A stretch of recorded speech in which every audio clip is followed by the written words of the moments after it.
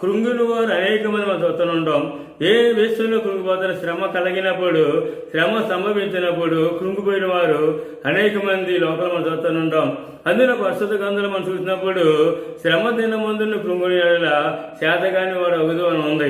ఎందుకంటే మన జీవముని దేవుని యొక్క నామాన్ని బట్టి జీవించే వాళ్ళము.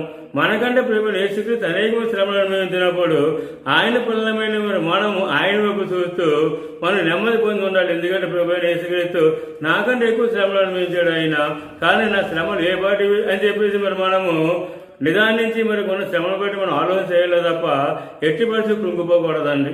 కాబట్టి గమనించండి దేవుని పిల్లలారా, కృంగివాణి లేవనెట్టి దేవుడు ఈరోజు మనతో మాట్లాడుతున్నారు. కాబట్టి గమనించినట్లయితే పరిశుద్ధ గ్రంథంలో సందర్భాన్ని మీకు జ్ఞాపం చేస్తాను. యేసు ప్రభు వారి భూమి దినాల్లో ఒక అద్భుతం జరుగుతుంది.